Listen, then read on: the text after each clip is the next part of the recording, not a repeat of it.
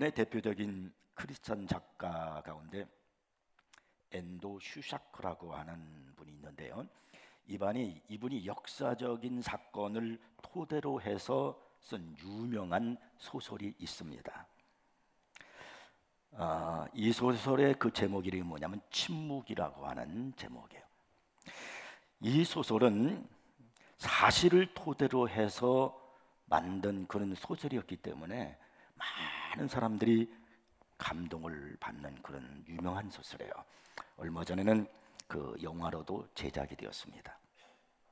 이 소설은 일본 선교 초기에 천주교에 대한 박해가 극심하였을 때 실제로 있었던 일들을 그대로 생생하게 기록했기 때문에 더 큰 감동을 주고 있습니다. 기독교인들의 그 신앙을 부인하게 하려고 이제 정부에서 막 아주 잔인하게 그 예수 믿는 사람들을 핍박을 합니다. 펄펄 끓고 있는 그 활화산 위에다가 기독교인들을 매달아서 태워 죽이는 거예요. 그리고 바닷가 이제 썰물이 되면 묻이 드러나잖아요. 그 묻이 드러나는 거기다가 십자가 흉터를 만들어 놓고 그리고 기독교 교인들을 비끌어 메어 놓고서요. 물이 들어올 때 밀물 때 물이 들어오니까 물이 들어오면서 점점 서서히 이 사람들이 물에 잠겨서 그렇게 죽도록 했습니다. 어느 날 두 교인이 체포돼 가지고 그 바닷가에 십자가 형틀에 매달렸습니다. 물이 점점 차올라옵니다. 물이 목까지 차올랐습니다. 이제 머리 위로 올라가면 죽는 것입니다. 바로 그 순간 저 멀리서 그들에게 복음을 전했던 포르투갈 신부가 그 비참한 장면을 구원의 기적을 위해서 목이 터져나고 하나님 앞에 기도합니다. 하나님, 기적을 보여주시옵소서. 살아계신 하나님, 제발 저 영혼들을 구해주시고 하나님의 살아계심을 보이시고 기적을 보여주시옵소서. 간절하게 울먹이면서 가슴이 터져라고 기도를 했습니다. 그러나 아무런 이변이 일어나지 않았습니다. 마침내 이 두 사람은 물에 잠겨서 순교하고 말았습니다. 이때 이 신부가 하나님 앞에 통곡하며 큰 소리로 외치는 거예요. 왜 하나님은 침묵하십니까? 이 비참한 순간에 왜 하나님은 아무 말씀도 없고 그냥 계십니까? 어찌 하여 침묵하십니까? 이렇게 외칠 때 조용히 들려오는 하나님의 응답이 있었습니다. 나는 침묵하는 것이 아니라 저들의 고난에 동참하고 있느니라. 예수님은 이 세상에 하나님의 아들로 오셨습니다. 사람들은 하나님의 아들 메시아가 오면은 당연히 이 세상의 모든 악을 다 심판하고 새로운 나라를 세울 것이라고 기대했습니다. 하나님은 너무너무 거룩하시기 때문에 차마 이 세상에 악이 날뛸 것을 볼 수 없으십니다. 예수님이 하나님의 아들로 이 세상에 오셨다면 당연히 악한 자들을 심판하시고 그리고 약하고 억압당하는 자들을 따로 모아서 보호해 주셨을 것으로 생각이 되어집니다. 하지만 예수님은 악한 자들을 아무도 심판하지 않으셨습니다. 오히려 예수님은 이 세상에서 오직 병든 자들을 치료하시고 귀신 자들을 내쫓으시고 그리고 말씀을 전파하는 일만 하셨습니다. 그래서 많은 사람이 예수님의 그 메시아 사역에 대해서 의문을 품기 시작했어요. 심지어 세례 요한도 예수님이 하시는 일에 의문을 품고 하는 말이 오실 이가 당신이 맞습니까? 메시아가 당신이 맞습니까? 그러면서 우리가 다른 일을 기다려야 할까요? 이렇게 질문하게 됐습니다. 예수님은 이미 하나님의 나라를 이 세상에 가지고 오신 겁니다. 그러므로 누구든지 이 세상에서 하나님의 말씀을 듣고 하나님의 능력으로 살 수 있게 하셨습니다. 하나님의 나라는 예수님과 함께 이미 이 세상에 온 거예요. 하나님의 나라는 지금도 역사하고 활동하고 계시는 겁니다. 그래서 예수님은 누군가에게 복음을 전하고 사탄의 세력에 매인 자들을 풀어 자유하게 하는 일을 중요하게 하신 겁니다. 오늘 본문 말씀을 보면 안식일에 손 마른 사람을 고치신 사건을 기록하고 있죠. 몇 주 전에는 제가 그 손마른 고친 사건을 가지고 말씀드렸지만 오늘은 다른 이제 말씀을 통해서 우리가 하나님의 음성을 듣기를 원합니다. 근데 이 사건이 진행되는 과정 속에 보면은 대도적인 두 종류의 사람이 등장을 하고 있어요. 4절을 한번 보시면요, 그들에게 이르시되 안식일에 선을 행하는 것과 악을 행하는 것, 생명을 구하는 것과 죽이는 것 어느 것이 옳으냐 하시니 그들이 잠잠하거늘. 선을 행하는 것과 악을 행하는 것, 생명을 구하는 것과 죽이는 것 어느 것이 바른 선택으로 생각하느냐, 이렇게 주님이 질문을 하시는 거예요. 그러니까 이 말이 무슨 말이냐면, 신앙에는 생명나무 신앙의 사람이 있고 선악과 신앙의 사람이 있다, 그런 말이에요. 이 생명의 나무 신앙을 가진 사람은 살리는 사람이에요. 그러나 선악과 신앙을 가진 사람은 죽이는 사람이라, 이 말이에요. 지금 예수님이 그 얘기를 하고 있는 거예요. 자, 그럼 먼저 선악과 신앙을 가진 사람들이 누군가 한번 우리 보겠습니다. 6절을 한번 읽어볼까요? 바리새인들이 나가서 곧 헤롯 땅과 함께 어떻게 하여 예수를 죽일까 의논하노라. 여러분, 여기서 우리가 눈여겨보아야 할 말씀이 있어요. 지금 이 사건이 어디에서 언제 일어나고 있느냐는 거예요. 지금 이 사건은 안식일 날 회당에서 일어났다는 거예요. 그리고 안식일이 무슨 날이야? 하나님께서 우리 인간들에게 축복을 주신 날이잖아요. 그리고 회당은 성전을 대신해서 거기서 말씀을 듣고 예배를 드리는 곳입니다. 바로 그런 것에서, 바로 그 안식일에 예수님을 정죄하고 죽이려는 음모의 움직임이 그 안에서 이루어지고 있었다는 거예요. 태초에 하나님께서 천지를 창조하시고, 그리고 하나님께서 하나님의 형상을 따라 우리 인간을 창조하셨습니다. 인간을 먼저 창조하신 하나님은 이 인간들로 하여금 하나님을 섬기고 하나님을 찬양하도록 그렇게 만드셨습니다. 그리고 우리 하나님은 우리 인간들에게 하나님의 대리적 통치자로 세우셔서 온 세계를, 천지를 다스리고 그리고 관리하도록 그렇게 인간들에게 사명을 주셨습니다. 그리고 우리 인간들이 살 수 있는 첫 거주지로 에덴 동산을 만들어 주신 겁니다. 근데 여러분, 이 에덴 동산이 뭐냐면, 이 에덴 동산은 최초의 성전입니다. 왜냐하면 그곳에서 인간이 하나님을 섬기고 하나님을 찬양하고 하나님과 교제하면서 풍성한 은혜를 누리는 그곳, 거기가 성전이 아니겠어요? 하나님의 충만히 임재가 있는 곳, 거기가 바로 에덴 동산이고 거기가 성전이에요. 그래서 에덴 동산은 최초의 성전이라는 말입니다. 그런데 그 에덴 동산, 최초의 성전인 그 에덴 동산 안에 생명나무가 있고 선악과가 있었다는 거예요. 특별히 하나님께서는 선악과를 인간에게 따먹지 말라고 하셨죠. 너희가 그것을 먹는 날에는 정령 죽으리라 했어요. 다른 모든 것은 따먹어도 이 선악과는 따먹지 말라고 하나님께서 인간에게 명령을 했어요. 이걸 언약을 말하는 겁니다. 자칫 잘못해서 그냥 모든 것을 마음대로 하듯이 다 대리자로 이렇게 남겨놓으면 인간이 하나님처럼 자기 자신이 스스로 착각할 수 있단 말이에요. 하나님은 모든 걸 다 인간에게 주시면서 하나의 언약을 세우셨어요. 그게 말하면 선악과요. 이 선악과만은 따먹지 말라, 그게 언약이에요. 내 자손 되도록 선악과를 따먹지 말라. 그리하면 너희가 영생토록 축복을 받는다는 거예요. 그러니까 예를 든다면 요셉의 보디발의 집에 노예로 팔려갔어요. 근데 거기서 요셉이 열심히 이제 일을 했는데 그 보디발에게 인정을 받았어요. 그래서 그를 가정총무로 삼았어요. 그리고 보디발이 뭐라 그러냐면, 우리 집안에 있는 모든 재산이고 모든 걸 다 네가 알아서 관리를 해라. 단 하나, 내 안에 많은 너가 닿지 못한다. 모든 건 다 내 마음대로 해. 그러나 내 안에는 안 된다. 이게 선악과예요. 하나님의 에덴 동산에는 모든 걸 다 주셨어요. 그리고 마음 놓고 따먹으라 했어요. 그러나 선악과는 안 된다. 이게 언약이에요. 이걸 기억하면서 하나님을 섬길 때 거기가 에덴 동산이 되고 축복의 동산이 되는 거예요.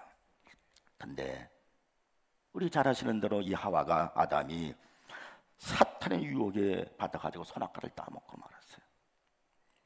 이게 무슨 얘기냐면 선악과는 선과 악을 구별할 수 있는 나무라는 거예요. 하나님만이 왕이시고 인간은 피조물이에요. 선악과를 따먹지 말라는 것은 인간은 선과 악을 구분하여 판단할 수 있는 자격이 없다는 거예요. 하나님만 선과 악을 판단하고 정죄할 수 있지 인간은 안 된다는 거예요. 근데 그걸 따먹은 거예요. 내가 하나님처럼 왕처럼 되겠다는 거예요. 나도 판단한 자가 되겠다는 거예요. 자신이 왕이 되고 주인이 되려고 했습니다. 그 결과 이 아담과 하와는 하나님과의 교제를 상실해버리고 온갖 죄와 저주와 사망의 노예가 돼가지고 그 아름다운 에덴 동산에서 쫓겨나고 말았어요. 그 후에 이 아담과 하와가 얼마나 후회했을까요? 내가 왜 사탄에게 유혹에 넘어가서 선악과를 따먹었을까? 그렇게 좋은 축복을, 은혜의 장소를 하나님과 함께 할 수 있는 그곳에 내가 왜 선악과를 따먹었을까? 그걸 먹지 말라고 언약인데 그것만 안 따먹었으면 풍성한 축복과 하나님과 교제하면서 생명을 얻으며 살 수 있는데 왜 따먹었을까? 얼마나 아담과 하와가 후회하고 또 후회하고 눈물을 흘리고 눈물을 흘렸겠느냐 이 말이에요. 오늘 본문에서 손 마른 사람을 고치는 사건을 통해서 회당 안에서 바리새인들처럼 죽이는 사람이 있고 예수님처럼 살리는 사람이 있다라는 거예요. 에덴 동산 안에 생명나무가 있고 선악과가 있었던 것처럼 오늘 교회 안에 생명나무 신앙을 가진 사람이 있고 선악과 신앙을 가진 사람이 있다 이 말이에요. 2절을 보겠어요. 사람들이 예수를 고발하려 하여 안식일에 그 사람을 고치시는가 주시하고 있거늘 바리새인들은 예수님이 이 병자를 치료하는가 지금 안식일에 범하는 그걸 증거로 고소할 음모를 꾸밀 준비를 하고 있는 거예요. 어떤 의미에서 회당은 하나님의 말씀을 듣기 위한 장소고 예배를 드리기 위한 장소요. 얼마나 그것이 거룩하고 하나님의 영광이 나타나야 될 곳입니까? 그런데 그곳에서 예수님을 함정에 빠뜨리기 위해서 지금 함정 수사를 하고 있는 것과 같은 일이 벌어지고 있어요. 왜 바리새인들은 생명을 살리는 자가 아니라 이웃을 판단하고 죽이는 선악한 신앙을 가졌을까요? 5절을 보면 예수님이 이런 말씀을 했어요. 그들의 마음이 완악함을 탄식하사. 이 바리새인들의 마음이 완악하다는 거예요. 이 완악하다는 단어를 보면 무슨 뜻이냐면 자기 외에는 아무도 생각하지 않는 사람, 이웃들을 생각하지 않고 오직 자신만 생각하는 이기주의적인 사람을 가리킬 때 완악하다 그러는 거예요. 오늘날 우리 사회에 만연하고 있는 모든 문제들, 아픔들, 싸움들, 이거 전부 다가 이거예요. 왜 그러냐면요, 이기심 때문에 그러는 거예요. 집단 이기주의. 개인적인 이기는 많을 것도 없고 집단 이기주의, 우리 거, 우리. 사람들의 마음이 완악해졌다는 거예요. 바로 선악과의 뿌리가 그 이기주의예요. 이 이기주의가 사회와 가정을 분열시키고 나아가서 사람을 죽이는 겁니다. 교회 안에도 이기심이 있을 수 있는데 당시 바리새인들이 바로 그런 사람들이었습니다. 이 또 선악과 신앙은요, 바리새인들처럼 독단주의에 빠진 것을 말하는 거예요. 이 독단주의에 빠지면은 사람을 비판하고 판단하고 죽입니다. 복음 외에 그 무엇도 절대화시키면 안 돼요. 종교의식이나 다른 그 무엇을 절대화시키면 곧 바리새인같이 돼버린 거예요. 이것은 무서운 영적 살인이고요, 그리고 생명을 죽이는 겁니다. 본문에 바리새인들이 빠진 그 독단주의적 오류가 뭐냐 그러면요, 그것이 바로 안식이래요. 마가복음 2장을 보면은 예수님께서 제자들과 함께 안식일날 밀밭살 이렇게 지나가다가 이삭을 잘라 먹었어요. 제자들이 상당히 배가 고팠던 모양이에요. 그래서 안식일날 밀밭살 지나가다가 이삭을 딱 잘라서 그걸 먹었어요. 그랬더니 바리새인들을 그거 보고서 왜 안식일에 하지 말아야 일을 했느냐면서 정죄를 하는 거예요. 그리고 오늘 본문에서도 안식일에 예수님께서 손 마른 사람을 고치는가 안 고치는가, 거기에 주목하고 있다는 거예요. 이에 대해서 예수님은 마가복음 2장 27절 28절에서 안식일에 대해서 이렇게 말씀하셨어요. 또 이르시되 안식일이 사람을 위하여 있는 것이요 사람이 안식일을 위하여 있는 것이 아니니 이러므로 인자는 안식일에도 주인이니라. 예수님은 안식일에도 내가 주인이라고 하시면서 안식일에 대한 새로운 해석을 주셨습니다. 예수님은 안식일 문제에 대해서 모세 율법을 반복하지 않았어요. 모세 율법이 뭐냐면 안식일을 기억하여 거룩하게 지켜라. 내 남종이나 여종이나 내 집에 거하는 객이라도 누구든지 안식일은 다 쉬라는 거예요. 그래서 하나님께 거룩하게 그 날을 지켜서 영광을 돌리라. 이것이 여러분 율법에 나오는 십계명에 나오는 계명이잖아요. 모세 율법이란 말이에요. 그런데 우리 예수님은 이 모세의 이 말씀에 율법을 뛰어넘는 해석을 하시는 거예요. 그래서 모세는 안식일에 아무것도 하지 말라고 가르쳤지만은 예수님은 오늘 말씀 보면 무슨 일을 하는 것이 당연하듯이 안식일에 선을 행하는 것과 악을 행하는 것, 생명을 살리는 것과 죽이는 것, 어느 것이 옳으냐? 예수님의 안식일이 무엇입니까? 예전의 안식일은 하나님이 온 천지를 창조하셨기 때문에 일을 쉬는 날이었어요. 이 안식일은 하나님과 온전한 교제를 하고 영적인 은혜를 받는 날이었어요. 그러나 인간이 죄를 지음으로 말미암아 안식일의 엄청난 축복을 잃어버리고 말았습니다. 안식일은 오직 육체의 욕망을 절제하고 하나님의 은혜를 강제로 받게 하는 날이었어요. 그래서 안식일을 거룩하게 지키라 그러는 거예요. 하지만 예수님은 이런 소극적 안식은 진정한 안식이 아니라는 거예요. 안식에 인간의 죄가 다 사라지고 하나님과 인간 사이에 막힌 담이 허물어져서 완전한 영적인 은혜가 회복되는 것이 예수님이 보시는 안식일입니다. 그래서 예수님은 안식일에는 아무것도 안 하는 게 아니라, 안식일이니까 주일이니까 아무것도 안 하는 것이 아니라, 쉬는 것이 아니라 더 복음이 증거되어야 되고 더 많은 은혜가 쏟아져야 되고 많은 사람이 죄에서 해방되어 천국의 축복을 받아야 한다라고 말씀하시는 거예요.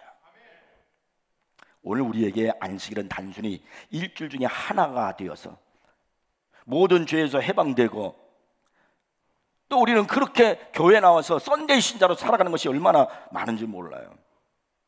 그러나 아닙니다. 여러분, 우리가 이 주일날 하나님 앞에 나와서 죄로부터 다시 해방되고 씻음을 받아야 돼요. 여러분이 갖고 있는 모든 죄의 후유증을 여러분이 찬양하고 그리고 기도하고 말씀을 들음으로 그 후유증까지 싹 치료돼야 돼요. 그리고 이 주일날 완전히 성령 충만하고 기쁜 상태, 이것이 바로 안식일입니다. 근데 이 바리새인들은요, 안식일에 아무것도 하지 말라 그랬잖아요, 율법에. 근데 그 하지 말아야 할 것을 어떻게 더 하지 말까, 어떤 것이 일일까, 그것을 생각해 가지고 39가지 규례를 만들었어요. 그러니까 할 수만 있으면 바리새인들은 하지 못해, 일을 하지 못하게, 아무것도 못하게 만드는 거예요. 하나님은 우리를 위해서 안식일 규정을 주셨구만, 바리새인들은 이렇게 자신들의 종교적 절대화를 만들어 가지고 사람들을 정죄하고 자신들의 말을 통해서 사람을 죽이고 있었습니다. 마가복음 2장을 보면요, 바리새인들이 그들의 날카롭고 부정적인 언어를 통해서 어떻게 사람을 죽이고 찔르는가를 알 수 있어요. 2장 16절에 보면 바리새인의 서기관들이 예수님께서 죄인과 세리들과 함께 잡수시는 걸 보면 하는 말이 뭐냐면, 어쩌여 저가 세리와 죄인들과 함께 먹을 수 있단 말인가, 그걸 비판하는 거예요. 여러분, 잔치가 벌어졌으면 저도 이래야 되죠. 아유, 웬 잔치일까? 무슨 일이 있었어요? 좋은 일이 생겼습니까? 함께 이렇게 즐거워하고 축하해 주면 얼마나 좋겠어요. 그리고 이 바리새인들은 또 사사건건 지금 예수님께서 하시는 일에 대해서 시비를 걸고 판단하고 정죄하는 거예요. 어찌하여 죄인들과 함께 먹느냐는 거예요. 여러분, 우리가 어떤 사건을 만나고 볼 때 비판부터 먼저 생각하는 사람, 정죄부터 먼저 생각하는 사람은요, 선악과 신앙을 가진 사람이에요. 이웃을 생각하지 않는 가지도친 말로 인해서 막 상처를 주는 일들이 얼마나 많은지 몰라요. 여러분, 언어를 조심해야 돼요. 오죽하면 시편 기자가 하나님 내 입술에 파수꾼을 세워주셔서 이렇게 기도했겠습니까? 잠언서에 보면요, 칼로 찌름같이 함부로 말하는 자가 있거니와 말이 칼로 찌르는 것 같다는 거예요. 함부로 말하지 말라는 거예요. 지혜로운 자의 혀는 양약이 되느니라 그랬어요. 지혜로운 말, 선한 말, 아름다운 말, 이웃을 세워주고 격려하고 용기를 주는 그런 말 대신에 종교적인 독설로 이웃을 막 상처를 주고 왜 이렇게 하냐고, 우리는 이렇게 하는데 넌 이렇게 하냐고 막 그러면서 비판하고 판단하면서 이웃을 죽이는 일을 해서는 안 된다는 거예요. 여러분, 우리는 어떤 일이 있어도 선악과 신앙을 가진 자가 되어서는 안 됩니다. 그러면요, 그 공동체가 지옥을 만드는 거예요. 교회는 에덴 성전의 모형이라고 그랬잖아요. 그러므로 생명나무가 우거진 은혜와 축복의 장소가 되어야 되는 거예요. 그래서 교회의 영광성과 거룩성을 공격하고 헐뜯는 일을 해서는 안 돼요. 교회 안에는 생명나무 신앙을 가진 사람들로 가득해야지 선악과를 가진 신앙의 사람이 있어서는 안 된단 말이에요. 두 번째는요, 생명나무 신앙을 가진 사람들이 있어요. 생명을 살리는 사람들의 대표적인 분이 누굴까? 예수님이시죠. 예수님은 곧 길이요 진리요 생명이라 자신을 그렇게 소개했잖아요. 또 요한복음 10장 10절에서는요, 내가 온 것은 양으로 생명을 얻게 하고 더 풍성히 얻게 하려는 것이라고 말씀했습니다. 그러니까 예수님은 생명나무예요. 그래서 예수님께로 가면은 영생을 얻게 되고 영원히 목마르지 않는 생수를 얻는 겁니다. 그런데 요한복음 2장에 보면은요, 예수님께서 하루는 성전에 갔는데 성전에서 막 장사를 하고 막 그런 걸 보고 다 뒤집어 엎으면서 뭐라 그랬냐면요, 내가 참 성전이라 이렇게 말씀하셨어요. 왜냐하면은 예수님 그분은 자신의 몸에 하나님이 친히 계시고 그리고 하나님의 영으로 충만하신 분이기 때문입니다. 그런데 예수님 안에 있는 이 성령을 예수님께 속한 사람, 예수 믿고 구원받은 하나님의 자녀들에게 나누어 주기를 원하시는 거예요. 예수님이 십자가의 죽으심으로 십자가의 피로 우리의 모든 죄를 다 씻어 주셨습니다. 그리고 예수님이 승천하시고 성령을 보내주셔서 그 성령을 저와 여러분 모두에게 예수의 피로 구속받은 하나님의 자녀들에게 다 나누어 주셨습니다. 내 안에는 성령이 계시단 말이에요.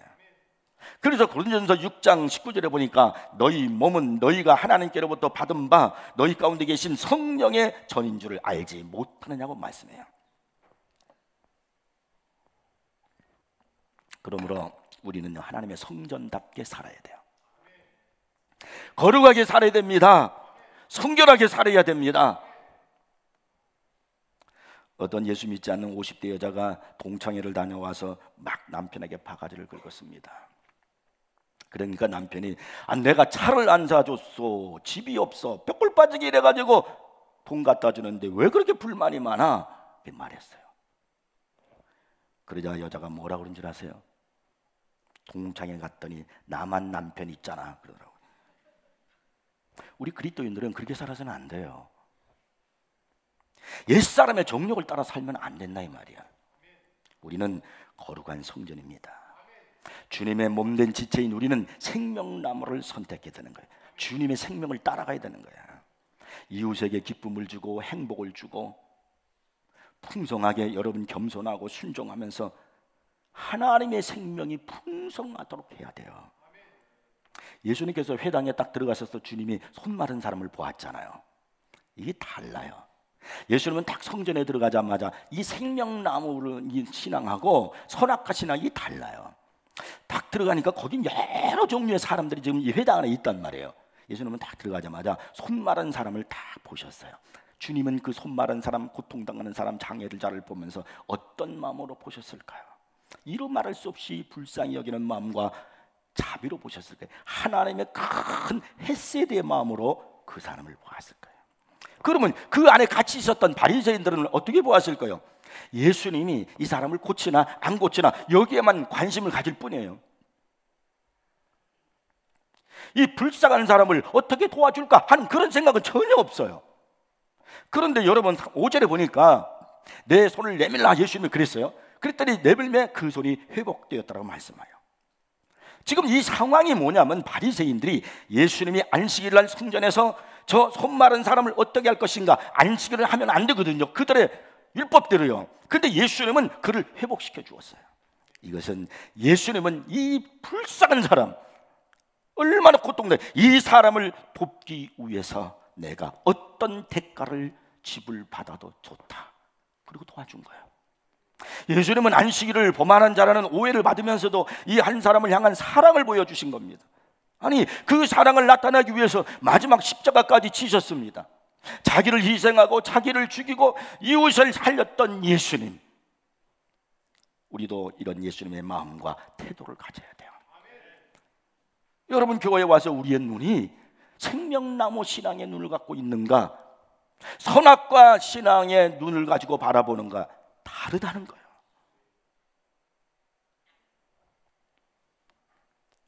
생명나무 신앙을 갖는 우리 성도들 되기를 바랍니다. 하나님의 약속의 말씀을 붙들고 하나님의 말씀에 순종하는 삶을 사십시오.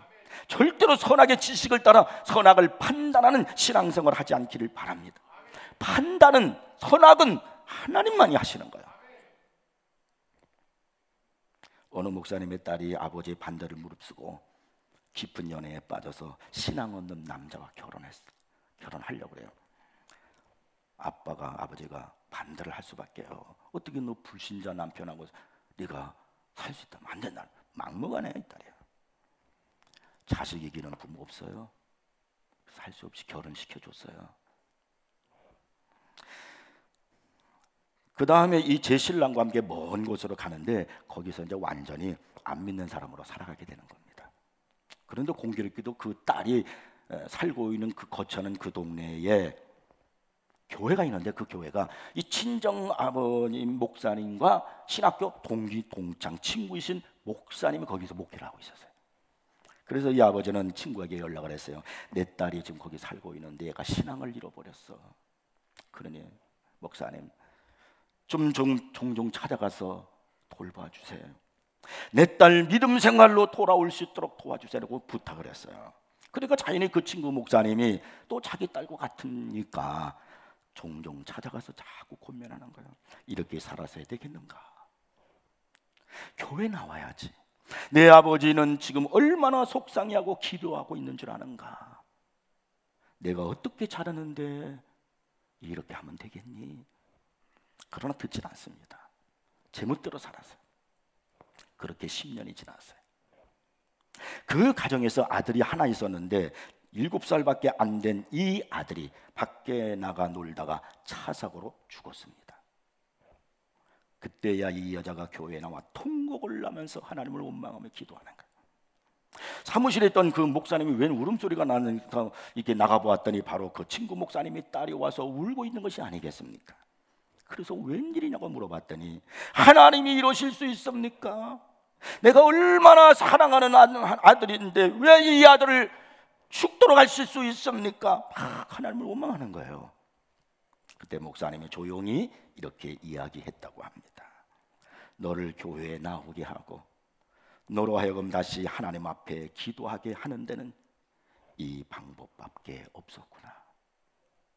내가 워낙 완악해서 이 방법밖에는, 내가 다시 교회에 나와 하나님의 딸이 되기 위해서 하나님께서는 이 방법을 쓰셨구나. 그제야 그 딸이 하나님 앞에 기도하고 눈물 흘리면서 회개하고 믿음의 사람이 되었다고 합니다. 여러분, 큰 풍랑, 엄청난 고난이 왜 있어야 하는 것일까요? 그 속에서 하나님께서 말씀하시고 또 우리로 하여금 듣게 하시는 거예요. 그 속에서 우리로 하여금 기도하게 하시는 거예요. 그래서 나로 하여금 생명나무 신앙으로 살아가는 사람이 되라는 거예요. 여러분, 살리는 사람이 되십시오. 오늘 우리 사회는 전부 다 죽이는 거예요. 선악과를 따먹고 죽이는 거야. 교회 안에 생명나무만 있어야지 선악과 나무 신앙을 가진 사람이 있어서는 안 됩니다. 여러분, 하나님으로부터 은혜를 받으세요. 모이를 심어서 하나님의 주시는 능력을 받으세요. 말씀을 통해서 여러분의 심령이 깨끗해지고 새로워지기를 바랍니다. 그리고 여러분, 교회가 생명나무로 은혜로 풍성해야 됩니다. 그래서 여러분 그런 교회가 돼서 사람들에게 생명을 전해줘야 돼요. 절대로 선악과를 선택하는 사람이 돼서는 안 돼요. 무조건 생명나무 신앙을 가져야 됩니다. 라저 베니스터라고 하는 유명한 운동선수가 있어요. 육상 선수인데 세계 최초로 1마일 달리는데 4분의 벽을 깬 사람이에요. 전설적인 사람입니다. 사람들은 1마일을 뛰는데 4분의 벽을 넘지 못한다라고, 그것은 인간의 한계다 이렇게 생각을 했어요. 근데 이 청년은요 열심히 운동을 해가지고 4분 벽을 넘었었어요. 근데 놀라운 건요, 이 베니스타가 4분 벽을 딱 넘고 나니까 1마일 4분 벽을 깨뜨리고 나니까 한 달 만에 무려 10명이 넘어선 거야. 그리고 2년이 지난 후에 300명이 넘어섰어요. 한 사람이 1마일을 4분 벽을 한계를 넘어서는 것을 보고, 그때까지는 인간의 한계다 그랬단 말이에요. 그런데 베네스타 이 청년이 그 한계를 뛰어넘는 걸 보고서 너도 나도 할 수 있겠다, 이래서 300명이 그 한계를 뛰어넘었다는 거예요. 얼마나 놀라운 일이에요. 한 사람이 중요한 거야. 해보겠다고, 도전하겠다고 하는 한 사람, 내가 하나님 말씀대로 살고 하나님을 왕으로 모시고 하나님만 의지하고 순종하는 삶을 살아서 내가 생명나무 신앙의 사람이 되어야 되겠다 결단하는 한 사람이 중요해요. 그 한 사람이 나오면 그로 인해서 둘, 셋, 나도 할 수 있어, 나도 할 수 있어, 그러면요 우리 교회가 생명나무로 풍성한 교회가 될 줄 믿습니다. 여러분 교회 올 때마다 은혜를 받고 그리고 돌아가는 거예요. 치유받고 돌아가는 거예요. 우리 세인교회 공동체는요 선악과 일이 있어서는 안 돼. 누굴 비판하고 판단하고, 하나님 살아계셔. 그게 무서운 거예요. 우리는 생명나무 은혜를 공급하십시오. 그래서 생명이 은혜가 풍성하고 사랑이 풍요로운 교회가 되기를 주의 이름 축복합니다. 기도하겠습니다.